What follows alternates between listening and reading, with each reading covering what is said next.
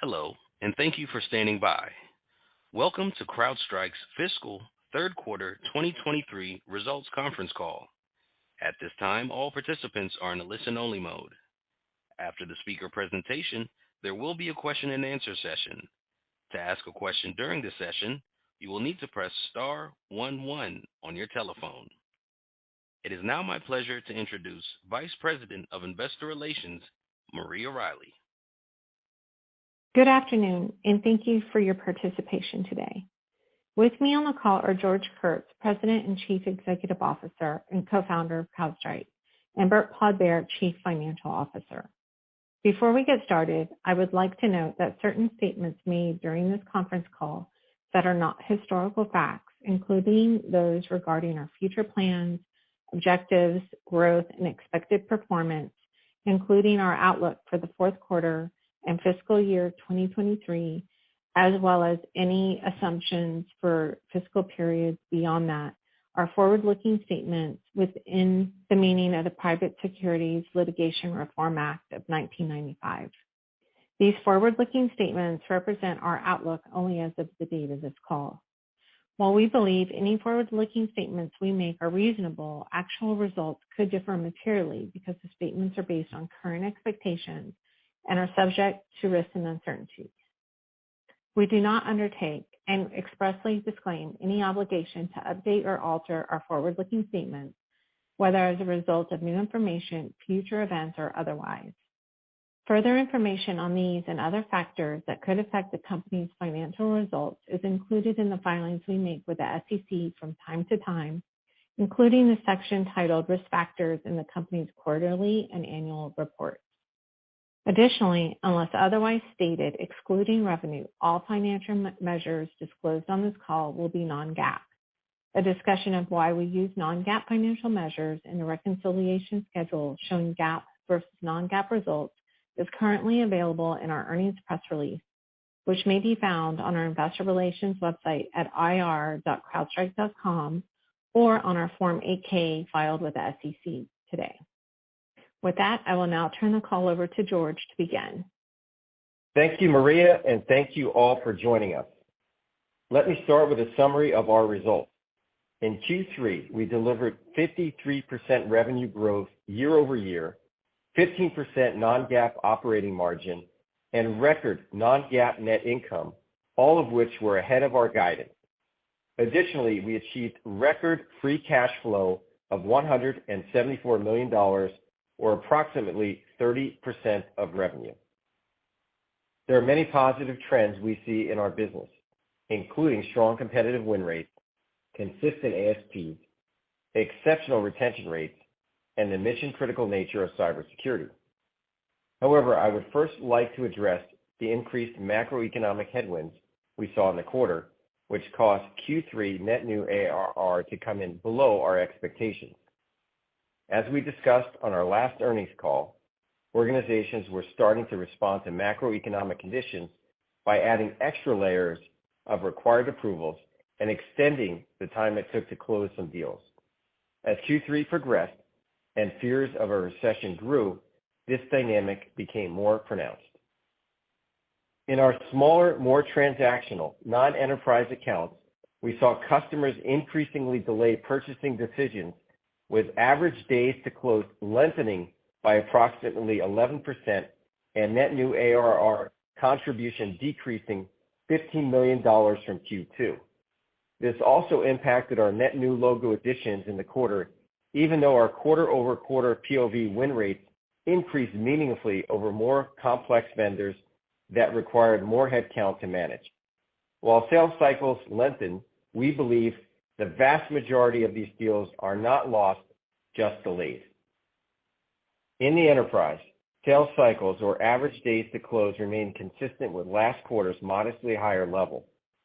In Q3, these larger customers continued to prioritize their Crowdstrike investments, but some also had to manage timing issues related to OpEx budgets and cash flow amidst the rapidly evolving macro.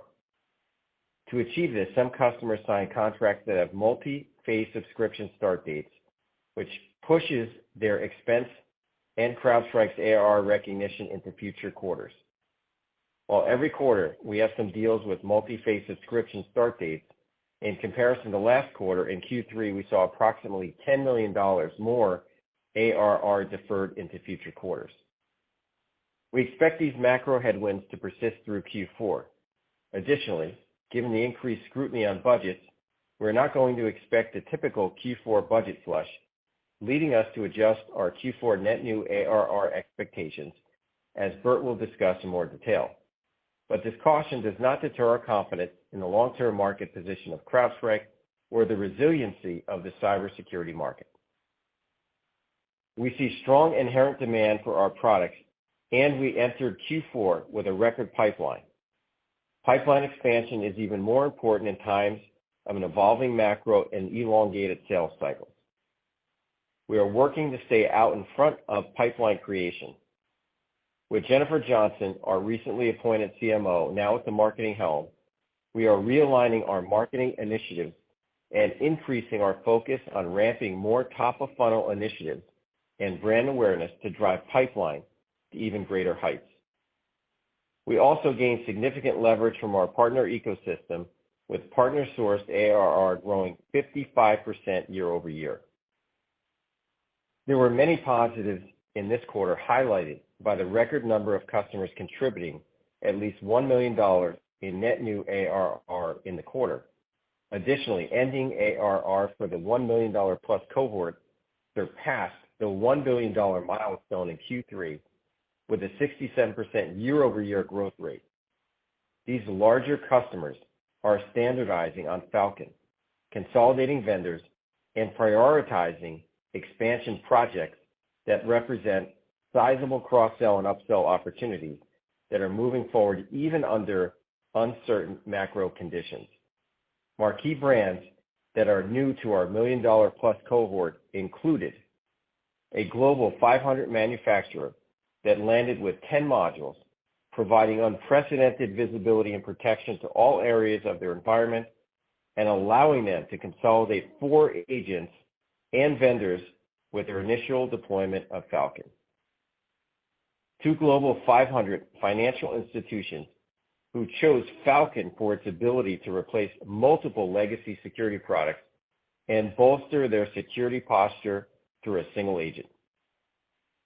A global 500 consumer goods manufacturer that is now leveraging Falcon Complete for a fully managed approach to protecting its critical infrastructure, and a Fortune 500 luxury brand leveraging Falcon to protect both its traditional endpoints and cloud workloads. In the third quarter, we also delivered strong results in the public sector, driven by a Falcon Complete land with one of the largest U.S. federal agencies now standardizing on the Falcon platform, and a strong quarter for our SLED business, with a U.S. state government standardizing on CrowdStrike in the quarter, as well as wins and expansions across multiple U.S. state and local government agencies and educational institutions.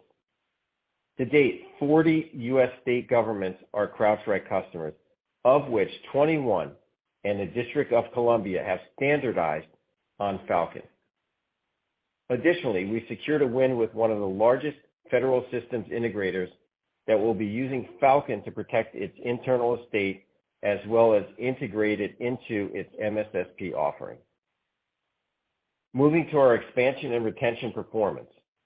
Our dollar-based net retention rate was well above Q3 of last year and consistent with our Q2 performance, which was at the highest level in 7 quarters.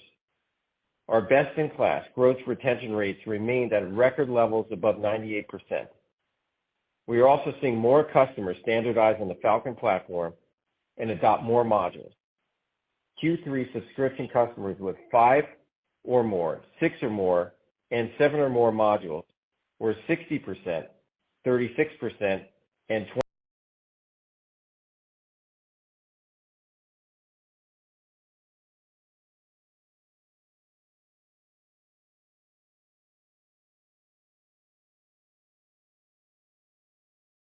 21% respectively.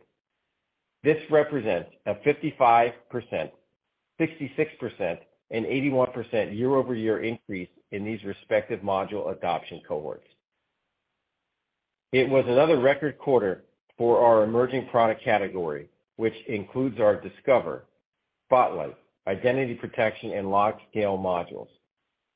Our identity protection solutions are the largest contributor to ARR within the emerging category, and Q3 was another record quarter.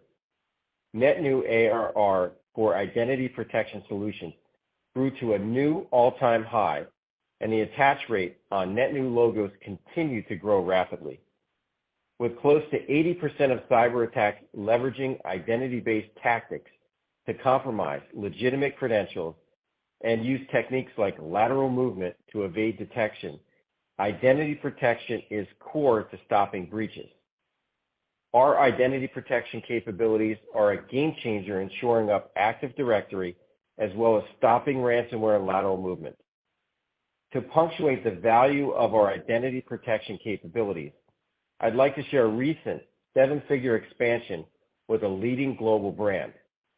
This customer has a very capable security team that spent years building a dedicated identity and access management team and implementing a privileged access management solution, or PAM. Even with these efforts, shortly after turning on Falcon's identity protection in the POV, we identified several misconfigurations, including dozens of domain administrator accounts that were not being managed by their PAM solution, a multitude of accounts without password expirations, thousands of users with compromised passwords, and a potential attack path from unprivileged accounts to privileged ones. With Falcon Identity, this customer is shutting down routes to illegitimate access and significantly hardening their defenses. Q3 also marked another record quarter for LogScale as we secured wins across multiple verticals, including financial services, insurance, technology, retail, energy, and telecommunications. Notable wins included a statewide insurance provider in the U.S. and previously mentioned new Global 500 financial institution, where Falcon LogScale is enabling both organizations to log more data, retain it longer, and reduce the cost of their existing log solutions, resulting in better security and more visibility across their environments. During the quarter, we acquired external attack surface management, EASM, vendor, Reposify, to help our customers identify and eliminate risk from vulnerable and unknown assets before an attacker can exploit it. The acquisition closed in early October, and we expect to launch our external attack surface management module this quarter, which will bring us to 23 modules available across the Falcon platform. On the public cloud front, we continue to build momentum with ending ARR for modules deployed in a public cloud setting, growing over 100% year over year. Our CNAPP solution continues to gain industry recognition, including winning Best Cloud Security in CRN's 2022 Tech Innovators Awards.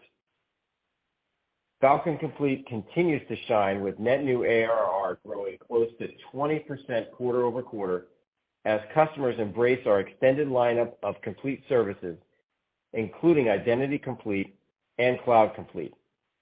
Additionally, we launched Falcon Complete LogScale during Q3 and already secured several wins.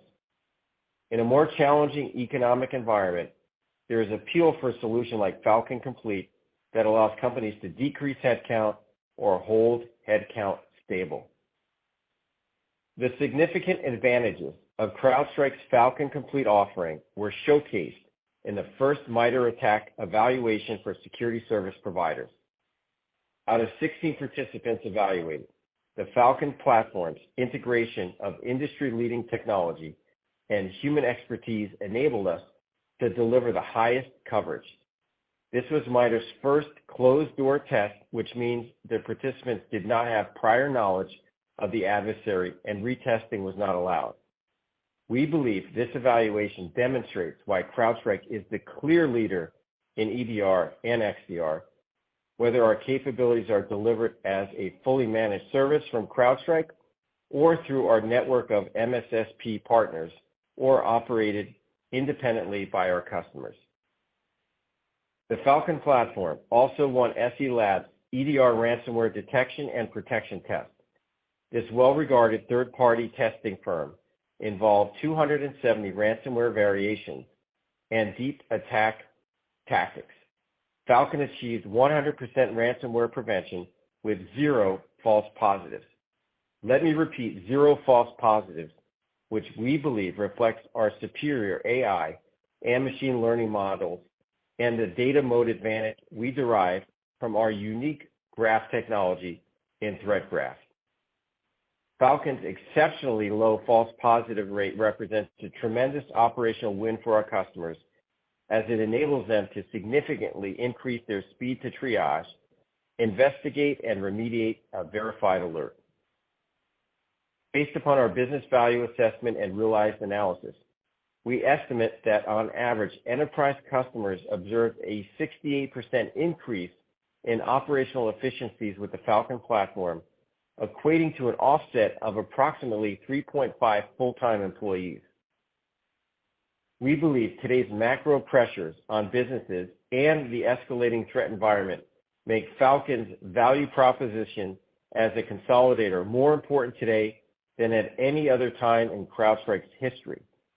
In order to solve agent bloat and complexity within the security and IT stack, while also protecting the business from cyber adversaries and reducing operating costs, companies need to consolidate on a truly integrated platform, not acquired technology stitched together by an invoice. CrowdStrike Falcon continues to be the gold standard and the security platform of record. While the cybersecurity market is not immune to macro pressures, it is a mission-critical technology. The adversaries don't stop. As detailed in our latest threat hunting report, Overwatch observed a nearly 50% year-over-year increase in interactive intrusion campaigns. We believe cybersecurity investment is resilient and is prioritized, especially among the world's largest organizations, as represented in our $1 million-plus customer cohort and best-in-class retention rates and module adoption rates. With the escalating threat environment, expanding attack surface, and extensibility of the Falcon platform, it is our belief that we are still in the early innings of CrowdStrike's growth journey. We believe the early and rapid success of our identity protection solutions best demonstrates our ability to leverage our unique and vast threat intelligence to create and dominate new and legacy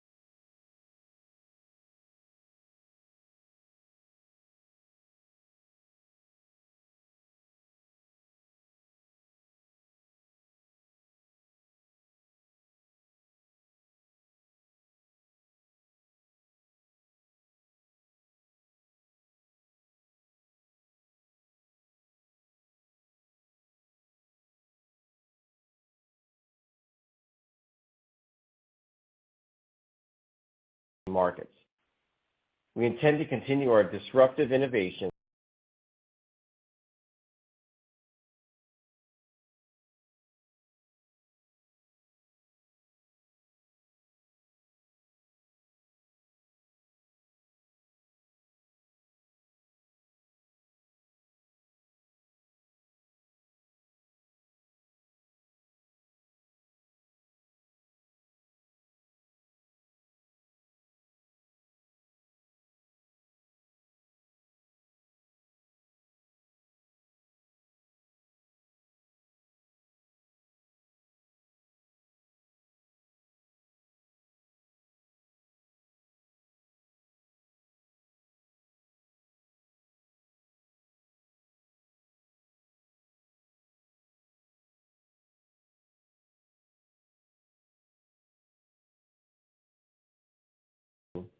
expand our technology leadership, and bring new modules to market. Even with these investments, we are responding to current macro conditions and plan to balance growth with profitability and free cash flow, as Bert will discuss in more detail. We remain steadfast in our vision to grow ending ARR to $5 billion by the end of fiscal year 2026 and reach our target operating model in fiscal year 2025. With that, I will turn the call over to Bert to discuss our financial results in more detail. Thank you, George, and good afternoon, everyone. As a quick reminder, unless otherwise noted, all numbers except revenue mentioned during my remarks today are non-GAAP. Before we get started, I will note that the results we are reporting today include the acquisition of Reposify, which was de minimis to revenue and ARR, contributing less than $1 million to Q3 ARR. In the quarter, ending ARR grew 54% year over year. Net new ARR grew 17% year over year to $198.1 million. Given the elongated sales cycles due to macro pressures in smaller, non-enterprise accounts that George discussed, the composition of net new ARR in Q3 was weighted more heavily toward our $1 million-plus customer cohort with no outsized contribution from any one deal. Our dollar-based net retention rate was above our benchmark and consistent with Q2, maintaining the highest level since Q3 in fiscal 2021. Gross retention also maintained its record level, demonstrating our strong commitment to stopping the breach, delivering value to customers, and restoring trust to the security posture of companies worldwide. As George mentioned, we are also seeing more customers standardize on the Falcon platform and adopt more modules. We believe these trends will create an enduring business opportunity for the years to come. Moving to the P&L, total revenue grew 53% over Q3 of last year to reach $580.9 million. Subscription revenue grew 53% over Q3 of last year to reach $547.4 million. Professional services revenue was $33.5 million, setting a new record for the 9th consecutive quarter and representing 46% year-over-year growth. In terms of our geographic performance in Q3, we continued to see strong growth in the U.S. at 46% and international revenue growth at 72% year-over-year. Third quarter total and subscription non-GAAP gross margins remained relatively consistent at 75% and 78% respectively. Total non-GAAP operating expenses in the third quarter were approximately $348.6 million, or 60% of revenue, versus $239.0 million last year, or 63% of revenue. In Q3, our magic number was 1.2, reflecting the continued efficiency of our go-to-market engine. We believe a magic number in excess of 1.0 indicates very favorable go-to-market efficiency and supports our current investment plan. As George mentioned, we are focusing marketing investments on specific initiatives with the goal to drive an even bigger pipeline in response to the macroeconomic environment, while at the same time maintaining our disciplined approach to unit economics. Third quarter non-GAAP operating income grew 77% year over year to reach a record $89.7 million, and operating margin improved by 2 percentage points year over year to reach 15%. Looking at the first 9 months of fiscal year 2023, non-GAAP operating income grew 125% year over year to reach $260.1 million and 16% of revenue. Non-GAAP net income attributable to CrowdStrike in Q3 also more than doubled over the prior year, growing to a record $96.1 million, or 40 cents on a diluted per share basis.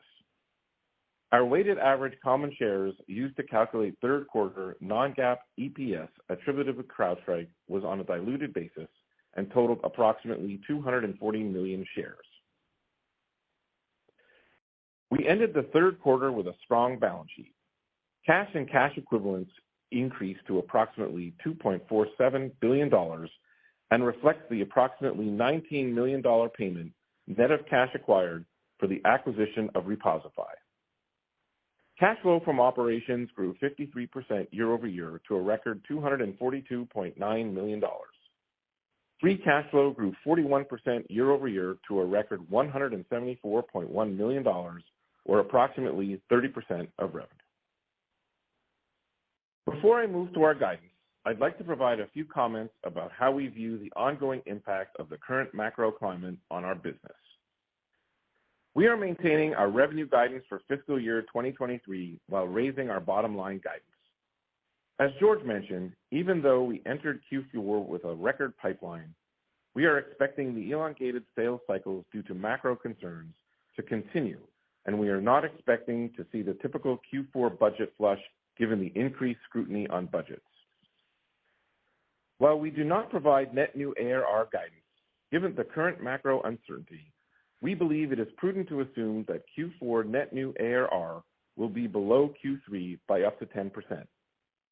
Looking into FY24, assuming an approximately 10% year-over-year headwind in the first half of the year on net new ARR, and for the full year, net new ARR would be roughly flat to modestly up year-over-year.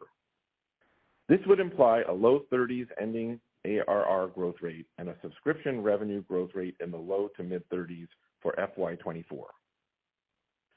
Similar to how we partnered with customers during the height of the COVID-19 pandemic, we are exercising more flexibility with new contract payment terms as organizations navigate macroeconomic conditions. We also expect more multi-year deals converting to one-year renewals than in previous quarters. As a result, we expect free cash flow as a percent of revenue to be in the range of 28 and 30% for FY23.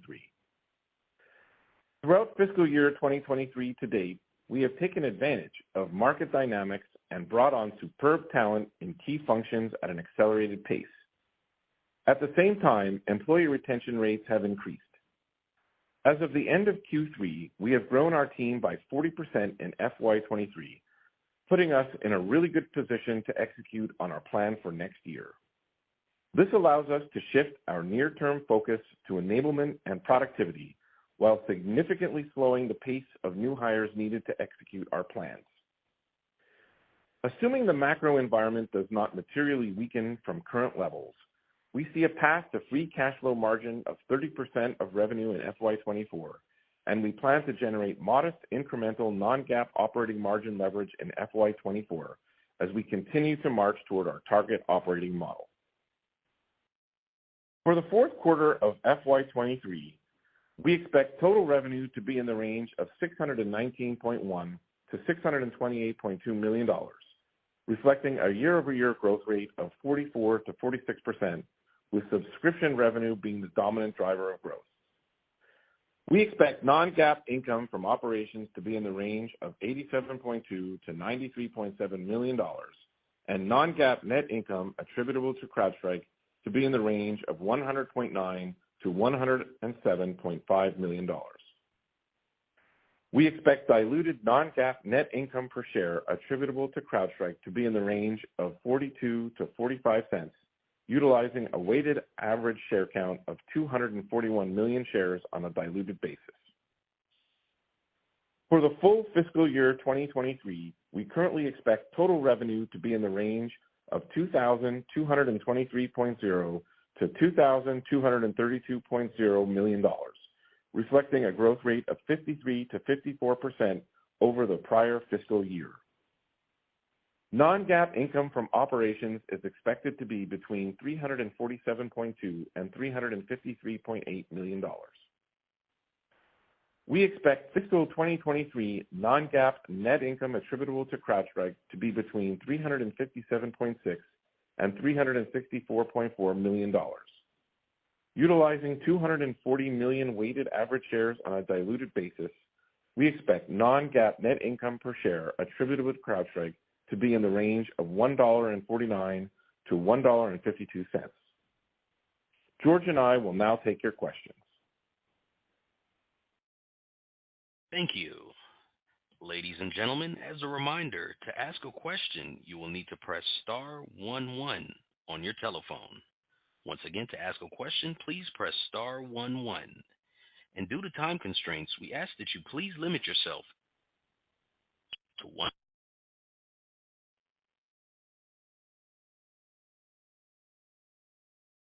And our first question comes from the line of Saket Kalia with Barclays. Okay, great. Hey guys, thanks for taking my questions here. A lot to unpack. George, maybe for you, I was wondering if you could dig just one level deeper into any competitive data that you've reviewed, kind of looking back on the quarter. Do you feel like any big competitors here like Microsoft or perhaps even smaller next-gen competitors are having an impact? Bert, if I could squeeze a housekeeping question in as well. Clearly, ARR is the metric that you manage to, but maybe for everybody's benefit, can you also talk to how RPO and ARR growth might have different drivers? Yeah, thanks, Saket. So again, if you look at what we've seen and what we've commented on, the inherent demand for our products remains strong. Obviously, there's an increase in the macro headwinds. We talked about some of the smaller customers having elongated sales cycles. We saw 11% increase in days to close, and those are delayed deals, not lost deals. And on the enterprise, again, we're seeing consistent win rates. They remain high, and in fact, in the smaller customers, we've actually seen them significantly improve quarter over quarter. So from our standpoint, and we look at this very closely, as you might imagine, the landscape remains favorable to us. I really don't see another true consolidator like Falcon. And customers are looking for technologies that reduce costs, reduce complexities, actually work and stop breaches. And that's what we're delivering. So again, when we look at the competitive landscape, it remains favorable to us. And as we pointed out, we saw increased macro headwinds, and that's what we talked about. So I'll turn it over to Bert. Thanks, Saket. So first, big picture, when we think about CRPO, we think that as a noisy metric, and it's really not designed to match or correlate with ARR, given the fact that ARR is a normalized annual number. And what do I mean by a noisy metric? Well, what I mean by that is there are several positive trends in our business that can create headwinds on duration relative to prior periods, and as a result, not necessarily fully captured in CRPO. Some examples would include, for us, more one-year deals compared to prior periods. In software, it's typical for multi-year lands to renew as one-year deals. And as renewals become a bigger portion of the business, which for us it is, this creates a headwind to CRPO. And given where we are with respect to our high gross retention rates, one-year deals provide us the opportunity to expand within the customer to drive bigger bundles. Two, with expansion and cross-sell sold co-terminus to existing contracts, these are often less than 1 year in duration. So our expansion business has been increasing, as evidenced by our net new retention rate, this would have pressure on our CRPO. And finally, on duration, we do have some usage-based deals. Could be MSSPs. The vast majority of our MSSPs are usage-based, and those are billed monthly. And as MSSPs become a more rapidly growing part of our business, that's going to impact CRPO as well as non-committed consumption billings in cloud. And then finally, just a comment on ARR. You pointed out that's how we run our business. ARR, though, is really an X-ray into the contracts themselves. And as we view that as the most important or most transparent metric into the outlook of our business, that's the one where we're focused on. So hopefully that gives some more clarity on how we think about CRPO and ARR. Thank you. And our next question comes from the line of Rob Owens with Piper Sandler. Good afternoon. Thanks for taking my question. Wondering if you guys could compare and contrast what you saw domestically versus internationally, and a little surprising to see international actually strengthen based on growth rate and the U.S. fall off. So if you could provide a little clarity there, that'd be great. Thanks. Hey, Rob, this is Bert. Thanks for the question. So in general, we saw the macro hit, all the geos.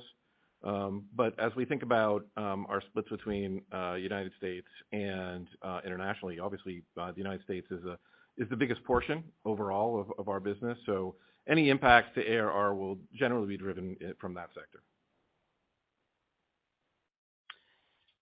Thank you. One moment, please. And our next question comes from the line of Sterling Auty with MoffettNathanson. Yeah, thanks. Hi, guys. And thank you for the extra commentary on macro and next year in particular. My question is really, how do you think about those macro headwinds manifesting themselves in terms of net dollar retention or expansion rates versus the growth rate in new customers? Is one side going to be more particularly hit versus the other as it unfolds over the next several quarters? Thanks, Sterling. So, for us, the good news is that we have a very healthy install base, and we feel that we've got great opportunities in that traditional land and expand model. And we saw that in the ratios that we saw. Having said that, we still feel that there's a tremendous opportunity in new logos. We think that the opportunity for us to go and capture some of those new logos really has that, goes to our model that we started and talked about since day one. So today we still think about tremendous opportunity in the land and expand model, as evidenced by our dollar-based net retention rates, but also in terms of the net new logos that we have the opportunity to go capture. We talk about, the TAMs that we've seen ever increasing from IDC, and the fact that we've just been able to add new modules at a nice clip. We feel that we have a great opportunity to go after those new logos as well. Thank you. And our next question comes from the line of Joel Fishbein with Truist. Hi, thanks for taking my question. George, you bought Reposify external attack surface management. A lot of customers were talking about it positively at the Analyst Day or the user conference.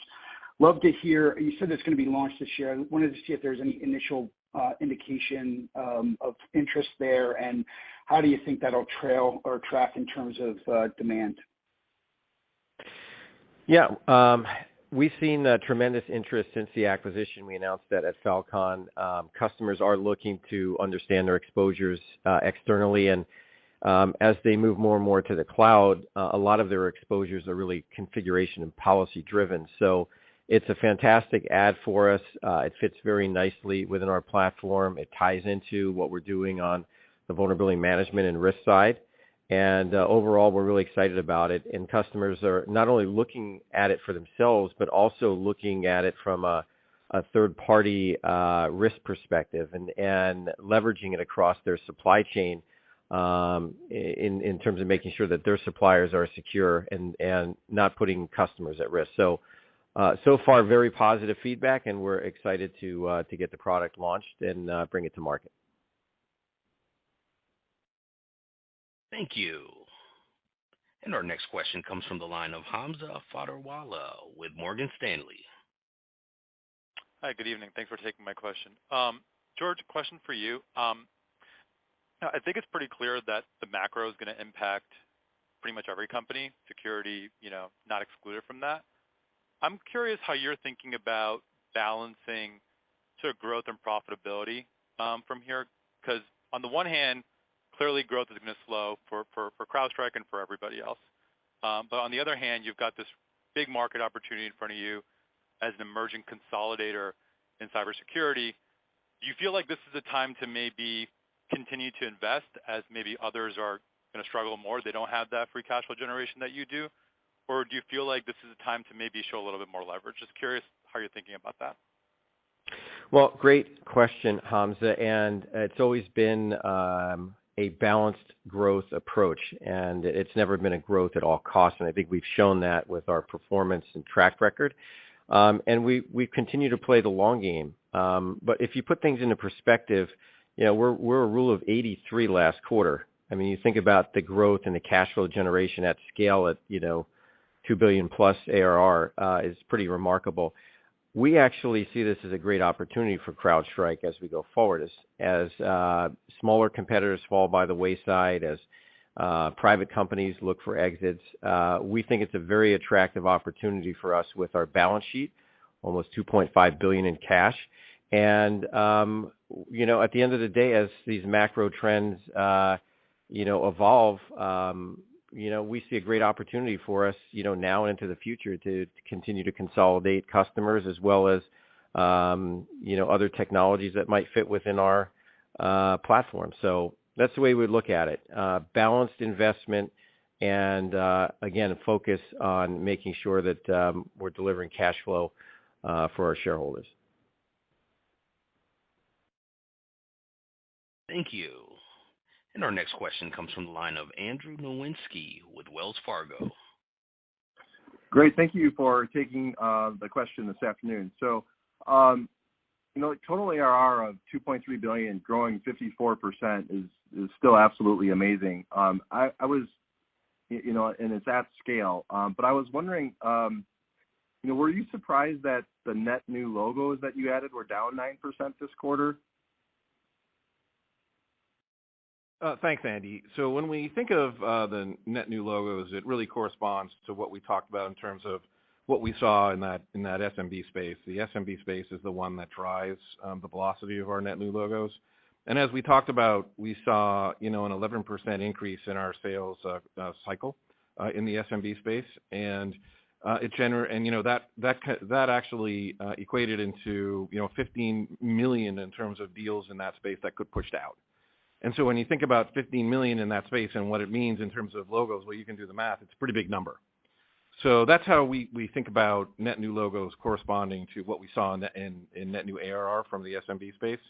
So from that perspective, we weren't surprised at the end of the day when we saw that what happened with respect to the increased sales cycles and the amount of money that got pushed out in the SMB space. Thank you. And our next question comes from the line of Jonathan Ho with William Blair.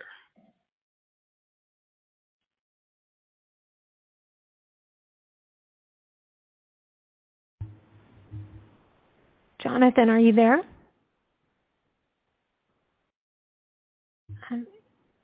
Operator, maybe we can move to the next question. Certainly. And our next question comes from the line of Matt Hedberg with RBC Capital Markets. Great. Thanks for taking my question. George, for you, you've obviously been you've been in sort of the security industry for a long time. When you see macro headwinds like this pop up, are there things that you all can do from a sales perspective to accelerate cycles, like, going at customers sooner than you'd normally do? Just anything tactically that you do in times like this, and has anything changed competitively in the kind of the smaller side of the business that you play in? Sure. So let me take the latter question first. As I mentioned, we actually saw our win rates go up in the down market SMB space. So I think we continue to do well there. And as Bert talked about, deals getting pushed out from that segment, we saw the impact of that. But when we think about what we can do and what we continue to focus on, obviously execution is really important to us, and getting ahead of, the lengthy sales cycles that you see, like in the enterprise with all the various approvals and legal that you have to go through, compliance, privacy. And it's just making sure that you have all of those checked off to try to fit the deals in to the kind of a normal cycle that you would expect. And it takes more work and effort. And we continue to focus on, full reviews of the pipeline and making sure that we're working with not only our internal sales teams, but also our partners, and leveraging that vast partner network that we have.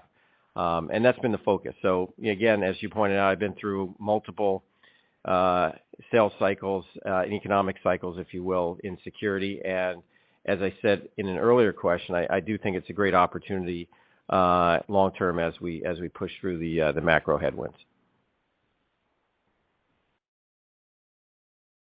Thank you. And our next question comes from the line of Tal Liani with Bank of America. Hi. I hope for better news today after the win in soccer, but it's okay. We'll take what you have. I want to ask about budgets. So we're working off 2022 budgets now, and we see lengthening sales cycle in the low end of the market. The question is, as we go into 2023 and the new budgets are set, which is around January, what's the risk that we're going to see similar behavior of larger companies who work off budgets and are less sensitive to kind of quarterly fluctuations? And if you don't mind, just to touch on, no one asked about pricing and about quarter linearity, which are two important trends. Thanks. Yeah, sure. I'll take the first part of that. When we think about budgets, again, all the feedback that we've seen is that budgets are not in the enterprise getting cut. There's so many mandates around security, and just as customers move to the cloud, what they are looking to do though is optimize that spend and consolidate. So they may not be spending as much money with a whole bunch of vendors, and they're looking to consolidate with companies like Crowdstrike. We spend a lot of time on selling the value, and when we think about this, and we talked about this in the past, Al, is the consolidation of agents. It's a huge pain point for customers, the complexity, the cost. So all the conversations that I'm having, CEO all the way down, has been around how do we help consolidate the cost, because they're going to spend the money. They'd rather spend it with fewer vendors. And how do they get a better outcome? And that's, I think, where CrowdStrike shines. And in some cases, that may take a little extra work because we're upsizing some deals and we've got to go through more approvals and go through more of the value selling. But, again, that's what we're focused on. So obviously, we'll monitor their environment and see if there's any changes. But in all the conversations that I've had, security remains still top of mind and top of budget for enterprise customers. I'll take the second part, Tal. So first on pricing, what I can comment on is that a couple of things. So one is we see that discounting is consistent with Q2. We didn't see any change there. There were no additional escalations to George and I for outsized discounting on deals. Number two is we've seen ASPs be consistent. And that drives the point home about just our overall platform play and our ability to sell value. And I think that enterprise sales cycles increased a bit in Q2, and Q3 was consistent with that level. So I think that when you think about linearity to the second part of your question, I think that's how I think about that. We did talk about for pricing anyway. When we do talk about net new ARR, I did talk about in the prepared remarks about how we think about up to a 10% headwinds going into Q4 from Q3, and that's just to coincide with some of the headwind activity that we saw or accelerated at the end of this quarter. So that's how we think about that. Thank you. And our next question comes from the line of John DiFucci with Guggenheim. Thanks for taking my question. You said in the prepared remarks, you talked about large customers pursuing multi-phase subscriptions. I just maybe if we can dig into that a little bit. How long do you expect that ramp period to be? And do you have commitments for the ramp parts of the deal or just verbal intentions? Thanks, John. So I'll take the second part first. So we do have commitments from those deals. They're signed deals, just that when we think about structure, we have this phased start date with respect to the subscriptions. So that's how we think about those multi-phase deals. And then I think that when we think about those multi-phase deals and the patterns that we've seen, I think that we're going to see something consistent with what we've seen in Q3. I think that more of those larger enterprise deals, they're going to sign those deals. They're going to look at their budgets, so they're going to look at their OpEx, and they're going to say, okay, well, this makes sense if we turn it on at this point, which could be a date post the quarter end. But the deals, and I think the most important part about your question is that the deals are locked in, and that's what we saw in Q3, and we anticipate that in Q4. Thank you. And our next question comes from the line of Brad Zelnick with Deutsche Bank. Wow, great. Thanks so much for fitting me in, guys. Bert, your comment saying that you expect no budget flush this Q4 is like telling a kid Santa Claus isn't coming for Christmas. And I think you guys are the only ones explicitly saying this, and I'm guessing it's because you're being more prudent, maybe more transparent than others. But I'm also wondering how much of it is pipeline versus conversion rate assumptions that inform your perspective. And I guess maybe to ask a little bit differently, how is your forecast methodology adapting to the environment and the assumptions that you're inputting into it in Q4? Thanks. Yeah, so really I want to attack that question from the standpoint of, it starts from the fact that we did see record pipeline again going into the quarter. So I think it goes back to what we've seen this quarter, both on the SMB and in the enterprise space. I think we're going to see the consistent themes that the macro is driving. I think we're going to see the SMB space. We're going to see deals continue to be, pushed out. And on the enterprise, we're going to see more multi-phase deals. So that's how I think about, the quarter. And, I guess the one thing that I want to add is that it is important that, we are continuing to drive top of the funnel. And we've got, a lot of programs that are focused in on that. And it's just going to be, one of those things that we have to just overcome the macro.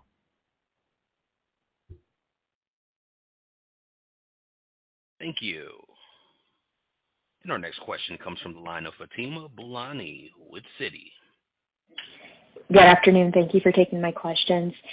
Bert, to your prepared commentary around some of the flexibility that you're introducing with respect to contract negotiations, particularly on the invoicing front, wondering if you can share a little bit more detail with respect to how some of those engagements are becoming more flexible and sort of the implications on collections activity. I can appreciate you shared, preliminary fiscal 24 guidance with us on a number of those fronts, but just to get a little bit more detail as to how some of these changes in business activity behavior from customers is influencing how you're doing negotiations. And on a related matter, as the business does become more and more renewal, does some of the leverage in the model start coming from maybe changed incentives to your sales team around renewal business, maybe getting a lower threshold of quota payment versus net new business, which is clearly becoming a little bit more challenging to do in this environment?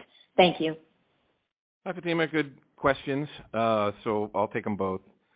So with respect to structure, there are two things that come to mind. One is obviously on the enterprise deals and the phased subscription start dates. That'll obviously impact billings and cash. The second one is, flexibility on when those payments become due. So we're working with our customers to meet their budgets, to meet their timelines, and we've been flexible with respect to that. And of course, that'll have an impact on cash as well. But, overall, I still see, because of our business model and our strong business model, and consistent, business model hasn't changed. I think that we've got this great opportunity to, be comfortable in terms of what I talked about on the prepared remarks. And, from a cash flow standpoint, we see a path to 30% free cash flow margin next year. And I think that just goes back to the strength of the model and the fact that, we've got this business, that is really durable. And, with respect to, how I see the big picture, I think that the things that we're doing with respect to structure really talks to the partnering with respect to our customers. And that was well appreciated well back in the, when the pandemic first hit. It's being appreciated now in a macro with the headwinds that we all have. So we're still very excited about the opportunity to be able to partner with our customers. And then second, with respect to, how we think about, compensating our sales team and in light of our renewal business becoming larger and larger, I think that, the good news there is that when you think about renewal business, the actual cost that it is to, to continue to generate net new ARR from an existing client is definitely lower than to go out and with respect to going out and getting a new logo. So I think there is some leverage to that. That's why I think that, we're in a really good spot with respect to me talking about leverage for next year. But thanks for the question. Thank you. And our next question comes from the line of Alex Henderson with Needham & Company. Great, thanks. I was hoping we could talk a little bit about the cloud segment of the market, not necessarily in terms of your rate of growth per se, but rather what you're seeing in terms of companies' willingness to accelerate or decelerate their progression to the cloud of cloud workloads. And within that context, what kind of share do you think you're picking up, or are you gaining share in those workloads that are moving? Thanks. Yeah, thanks. Obviously, customers are going to gonna flex what they put in the cloud, and the sort of the cloud growth is what it is in terms of the macro cloud growth. In terms of what we see in our cloud workload protection, we continue to win in those areas. We win because we've got a combination of both workload protection as well as cloud security posture management and a full suite of protection capabilities. And we have more and more customers that continue to leverage our technologies as they migrate to the cloud. So they're still migrating to the cloud. They're leveraging our technologies as it's all integrated. And, in terms of our cloud workload protection across the board, it's certainly been very, very strong. So that's what we've seen in our business. And, obviously, there's a broader, cloud theme in the environment, and customers are going to choose, when and how they migrate, but we are there for them, and we continue to win in those environments. Thank you. And our next question comes from the line of Roger Boyd with UBS. Great. Thanks for taking my questions.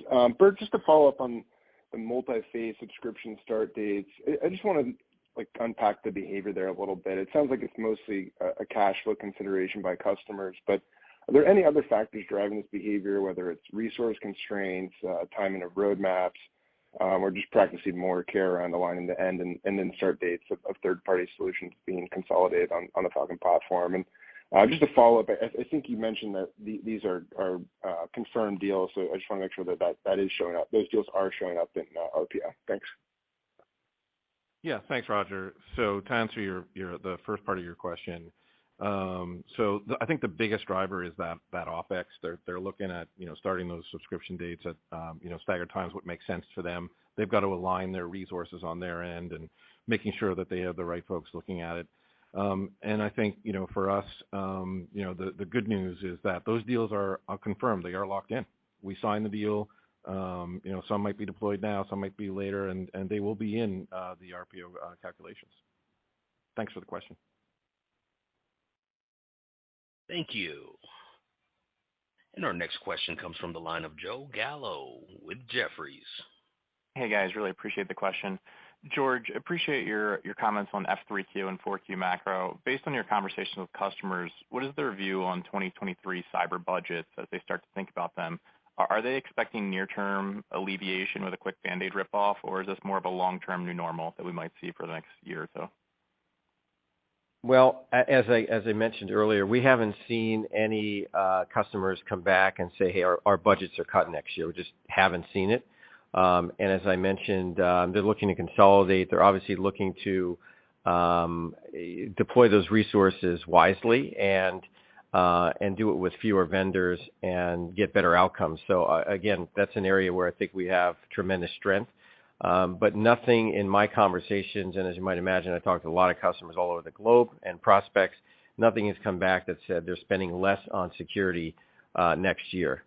They're deploying to the cloud. They're adding capabilities. There's a whole slew of compliance requirements that are coming in around the globe that will drive additional spend. And again, they want to do it in a way that they get the most bang for their buck in a consolidated fashion. And that's exactly what we've seen, and we haven't seen anything to deviate from that. Thank you. And that concludes our question and answer session. I would now like to turn the call back over to George Kurtz for any closing remarks. I wanted to thank all of you today for your time, and we certainly appreciate your interest and look forward to seeing you at our upcoming investor events. Thank you and have a great day. Ladies and gentlemen, this concludes today's conference call. Thank you for participating, and you may now disconnect.